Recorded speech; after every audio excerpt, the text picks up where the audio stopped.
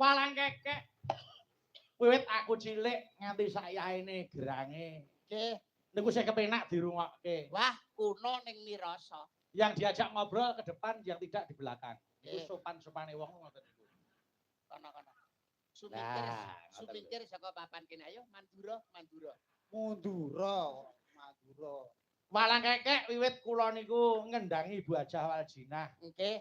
Gitu ratune walang kekek. Kira-kira aku kelas siji SD yae. Kula entuk jatah ngendangi Ibu Waljinah walang kekek nganti sayah keten lho Cak Yuda. Saestu wah. Kuno ning mirasa. Niku padha kalih para pamirsa Kabupaten Ngawi. Wiwit kula nderekke bapak nganti sayahene pecinta wayang Kabupaten Ngawi ora bakal luntur ning malah sangsaya subur Allahumma amin. Kabukten. Lho, iki wis jam pira sing kepareng mirsani sing jenjem lenggah sawetara isih ana sing ngancani awake dhewe. Hebat. Ayo mesti no. Sing jenenge wingi Ngawi nganti Banyuwangi. Niku nek nggon daerah nresnani wayang, wo wis ora ana tandinge.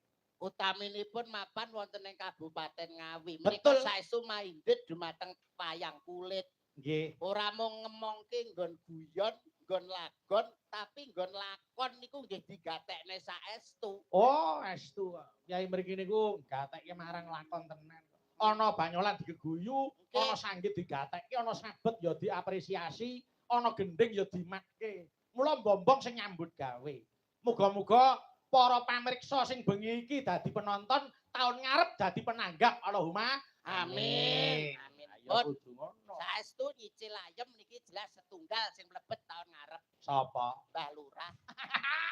Masa Mbah Lurah wae. Ah, ora ya isin to pacare empun masuk lurah sak dhuwure kok ora isin. Aya mung kari ndelok keperluane. Nggih. Mbok dalange sapa bakune wayang niku teng Ngawi tetep ngrembaka ngaten lho Mas Yuda. Saestu wong kesenian wayang kulit menika di samping tontonan kebak tatanan ugi wonten tuntunanipun. Tuntunan kuwi werna-werna. Leres. Ana ning nggon wayang niku tuntunan agama ya dilebokake. Nggih. Tuntunan kemasyarakatan ya dilebokke. Nggih. Lho, guyon parikena kuwi ya sok kanggo tuntunan. Nggih, ada pesan moralnya. Nek tembung endahe ada wawasan edukasi, sarana informasi dan komunikasi. Yo, nembang karo aku sik. Siap.